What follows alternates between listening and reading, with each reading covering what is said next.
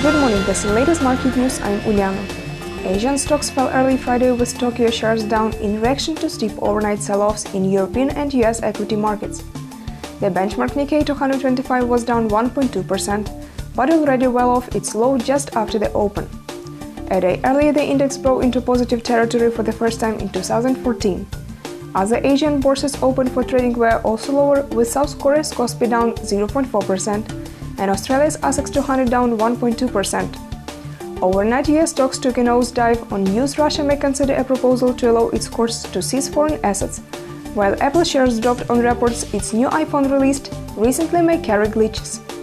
The Dow 30 fell 1.54%, the S&P 500 index fell 1.62%, while the Nasdaq Composite Index fell 1.94%.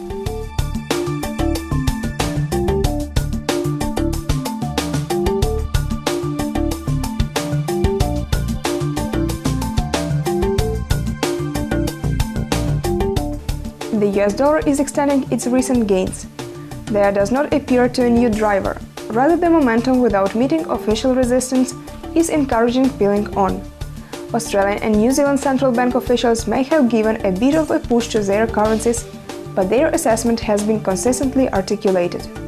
The central banks see their currencies as unreasonably strong.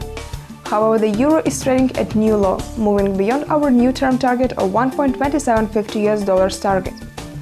Draghi's indication that additional unconventional measures can be adopted if necessary is not real news. This has been the direction of his guidance, and the perceived risk of it has risen since the poor initial participation in the new 4-year loan facility.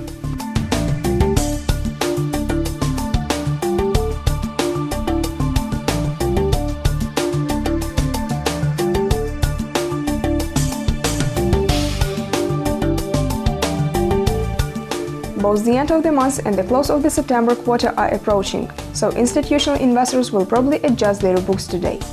US gross domestic production 12:30 GMT. This is the third estimate of second quarter gross domestic product for the US, and the consensus expects a small upward revision from an increase of 4.2% to 4.6%. The recent batch of economic data from the US has been somewhat disappointing, and the Citigroup Economic Surprise Index has peaked and started to revert to the mean.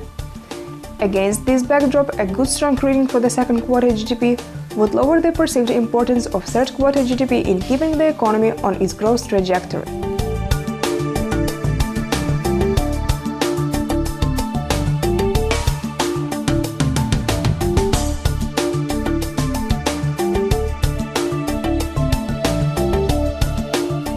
It was the latest market news provided by ICO FX. Goodbye.